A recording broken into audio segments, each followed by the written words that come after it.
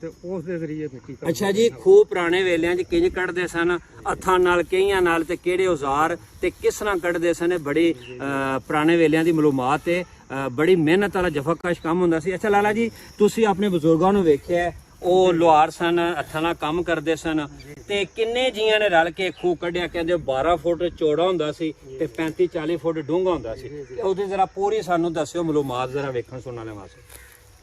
ਉਹ ਪਹਿਲੇ ਜੀ ਇਕੱਠੇ ਕਰਦੇ, ਪਹਿਲੇ ਜੀ ਇਕੱਠੇ ਕਰਦੇ, ਰੋਜ਼ ਦੇ ਰੋਜ਼ ਨਵੇਂ ਬੰਦੇ ਜਿਹੜੇ ਨੇ ਉਹ ਇਕੱਠੇ ਕਰਦੇ। ਅੱਛਾ, ਕਿਉਂਕਿ ਉਸ ਟਾਈਮ ਪੁਰਾਣਾ ਦੌਰ ਹੈ, ਆ ਸਾਰੇ ਇੱਕ ਦੂਜੇ ਦਾ ਅਹਿਸਾਸ ਕਰਦੇ ਸਨ। ਬਿਲਕੁਲ ਬਿਲਕੁਲ। ਤੇ ਜਿਹੜੀ ਗੱਲ ਕਿਸੇ ਨੇ ਕਹਿਣੀ ਹੈ ਉਹਦੀ ਮੰਨਣੀ ਹੈ, ਸਾਰੇ ਇਕੱਠੇ ਹੋ ਕੇ ਤੇ ਉਹ ਕੰਮ ਸਾਰੇ ਅੱਛਾ ਮਿਲ ਜੁਲ ਕੇ। ਤੇ ਕਿੰਨੇ ਜੀ ਜਿਸ ਲਈ ਸ਼ੁਰੂ ਕੀਤਾ, ਤੁਸੀਂ ਸਾਨੂੰ ਵੇਖਿਆ ਵੀ ਆਪਣੇ ਬਜ਼ੁਰਗਾਂ ਨੂੰ, ਕਿੰਨੇ ਜੀ ਸ਼ੁਰੂ ਕਰ? ਪਹਿਲੇ ਤੇ ਜਿਸ ਵੇਲੇ ਸ਼ੁਰੂ ਕਰਨਾ ਉਸ ਵੇਲੇ ਤੇ ਥੋੜਾ ਜੀਆਂ ਦੀ ਜ਼ਰੂਰਤ ਹੁੰਦੀ, ਕਿਉਂਕਿ ਸ਼ੁਰੂ ਤੋਂ ਆ ਨਾ ਕੰਮ, ਕਿਉਂ ਜੀ ਉਸ ਦੀ ਗਹਿਰਾਈ ਹੁੰਦੀ ਗਈ ਹੈ, ਤੋਂ ਜੀ ਨੇ ਜਿਹੜੇ ਬੰਦੇ ਜ਼ਿਆਦਾ ਵੱਧਦੇ ਗਏ ਨੇ। ਤਕਰੀਬਨ ਕਿੰਨੇ ਜੀ? ਤਕਰੀਬਨ 10 ਤੋਂ 15 ਜੀ ਜਿਹੜੇ ਰੋਜ਼ ਦੇ ਹੁੰਦੇ ਸਨ। 10 ਤੋਂ 15 ਜੀ। ਅੱਛਾ ਲਾਲਾ ਜੀ, ਜਿਸਲੇ ਨਲਕਾ ਲਾਣਾ ਹੋਵੇ, ਪਾਣੀ ਵਾਸਤੇ ਲੋੜ ਪਵੇ, ਤੇ ਪਹਿਲੇ ਉਸ ਜਗ੍ਹਾ ਦਾ ਨਾ ਇੰਤਖਾਬ ਕਰਦੇ ਨੇ, ਸਲਾਹ ਕਰਦੇ ਨੇ, ਦੁਆ ਕਰਵਾਉਂਦੇ ਨੇ, ਕਿਸੇ ਸਿਆਣੇ ਕੋਲੋਂ ਪੁੱਛਦੇ ਨੇ ਕਿ ਇੱਥੇ ਪਾਣੀ ਹੈ ਜਾਂ ਨਹੀਂ ਹੈ। ਉਸ ਵੇਲੇ ਕੀ ਤਰੀਕਾ ਹੁੰਦਾ ਸੀ? ਉਸ ਜਗ੍ਹਾ ਨੂੰ ਮਾਰ ਕਰਦੇ, ਪੁੱਛਦੇ ਹੈ ਕੋਈ, ਤੇ ਉਹਨੂੰ ਸ਼ੁਰੂ ਕਰਦੇ ਹੋ ਜਾਂ ਕੀ ਹੁੰਦਾ ਸੀ ਤਰੀਕਾ? ਆਖਰ ਤੱਕ ਸਾਡੇ ਵੇਖਣ ਸੁਣਨ ਨੂੰ ਦੱਸਿਓ, ਤਰੀਕਾਕਾਰ ਦੱਸਿਓ ਤੁਸੀਂ।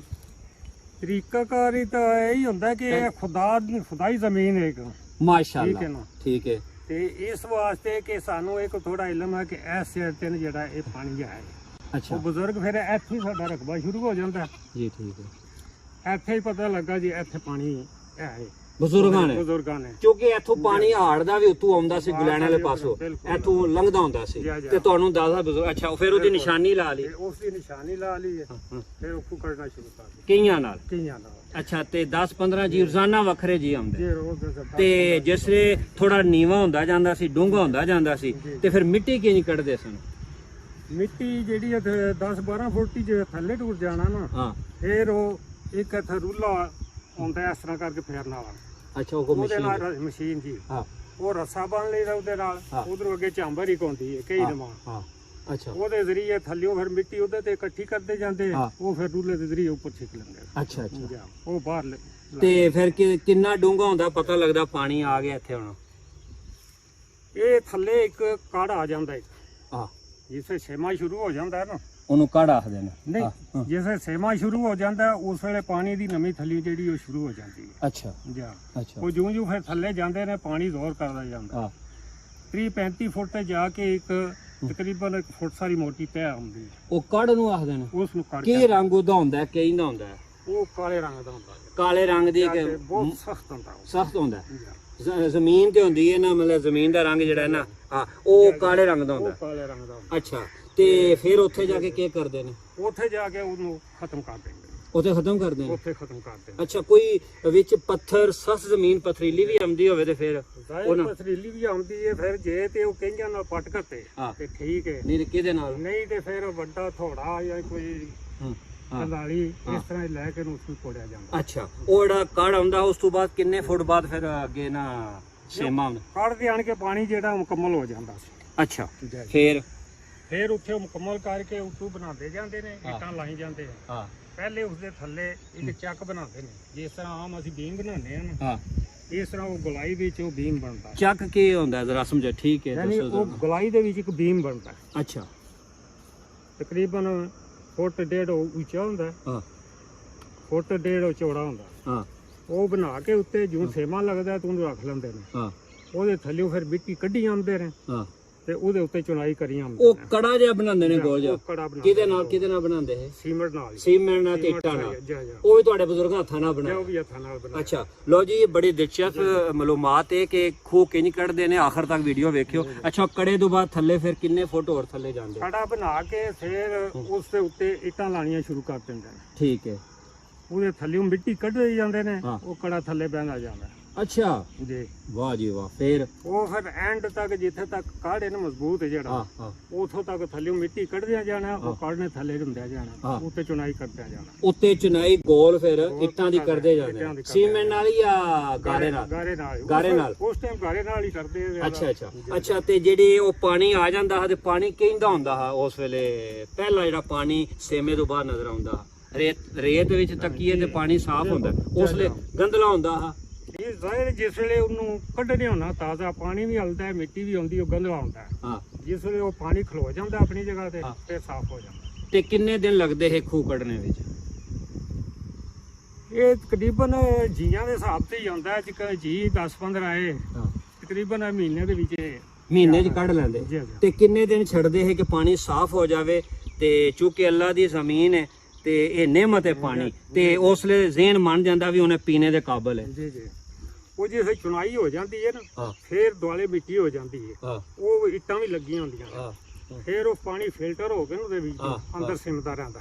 ਅੱਛਾ ਜੀ, ਉਹ ਸੇਮ ਅੰਦਰ ਕਰਦਾ ਰਹਿੰਦਾ, ਪਾਣੀ ਖੂਹ ਦੇ ਵਿੱਚ ਆਉਂਦਾ ਰਹਿੰਦਾ, ਉਹ ਉਸ ਜ਼ਰੀਏ ਟਿੰਡਾਂ ਦੇ ਜ਼ਰੀਏ ਪਾਣੀ ਬਾਹਰ। ਲੋ ਜੀ, ਅੱਛਾ ਉਸ ਤੋਂ ਬਾਅਦ ਇਹ ਤੇ ਹੋ ਗਿਆ ਖੂਹ ਕੱਢਣ ਦਾ ਤਰੀਕਾ ਕਿ ਖੂਹ ਕੱਢਿਆ, ਫਿਰ ਜਿਹੜੀਆਂ ਟਿੰਡਾਂ ਵਿੱਚ ਪਾਉਂਦੇ ਨੇ ਉੱਤੇ ਉਹ ਚੱਕਲੀ ਜੀ ਲਾਉਂਦੇ ਨੇ, ਉਹਦਾ ਤਰੀਕਾ ਕਰਕੇ ਉਹਨਾਂ ਕਿੰਨੇ ਦਿਨਾਂ ਬਾਅਦ ਉਹਦੇ ਉੱਤੇ ਲੋਹੇ ਦੀ ਜਿਹੜੀਆਂ ਨੇ ਟਿੰਡਾਂ ਚੱਕਲੀ, ਤਾਂ ਕਿ ਉਹਦੇ ਨਾਲ ਪਾਣੀ ਨਿਕਲੇ।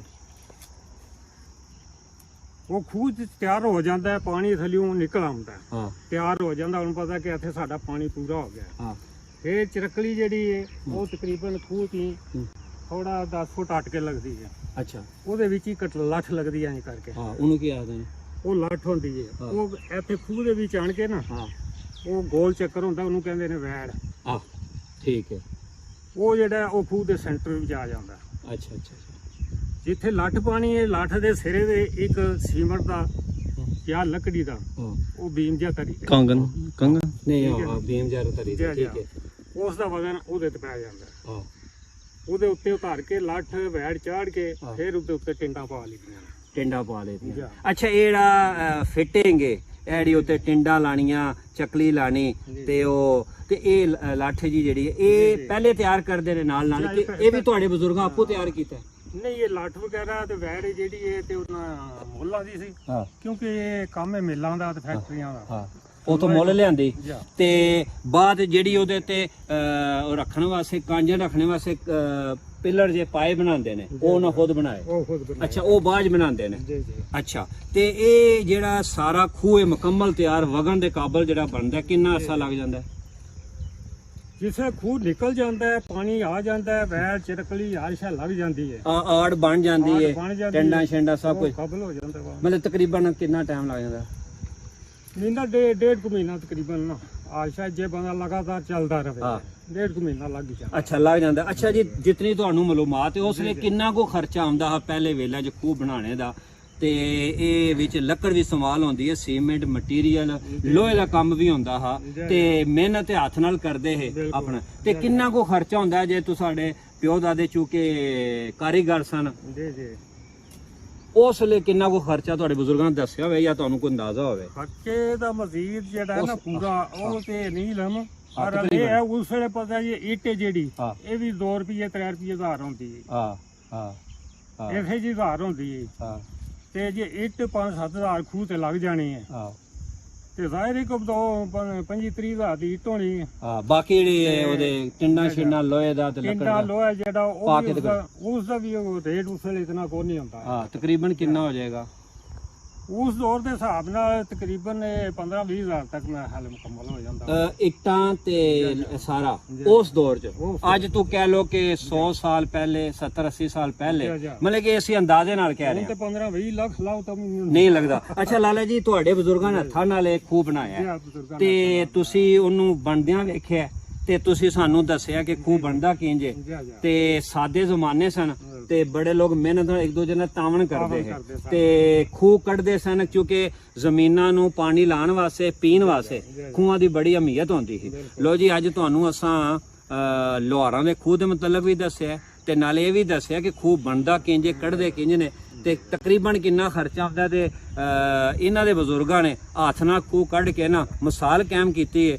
ਤੇ ਖੂਹ ਤੇ ਨਹੀਂ ਹੈ, ਤੇ ਅਸੀਂ ਤੁਹਾਨੂੰ ਮਾਲੂਮਾਤ ਦਿੱਤੀ ਹੈ, ਤੇ ਜੇ ਤੁਹਾਨੂੰ ਜਿਹੜੀ ਗੱਲ ਚੰਗੀ ਲੱਗੀ ਹੈ ਉਹ ਵੀ ਦੱਸਿਓ ਜਿਹੜੀ ਚੰਗੀ ਨਹੀਂ ਲੱਗੀ। ਤੇ ਕਿਸੇ ਹੋਰ ਕੋਲੇ ਖੂਹ ਕੱਢਣੇ ਦਾ, ਖੂਹ ਤਿਆਰ ਕਰਨੇ ਦਾ ਪੁਰਾਣੇ ਵੇਲਿਆਂ ਵਿੱਚ ਕੋਈ ਮਾਲੂਮਾਤ ਹੋਵੇ, ਗੱਲਬਾਤ ਹੋਵੇ ਤੇ ਸਾਡਾ ਰਾਬਤਾ ਕਰਿਓ। ਅੱਲਾਹ ਹਾਫਿਜ਼।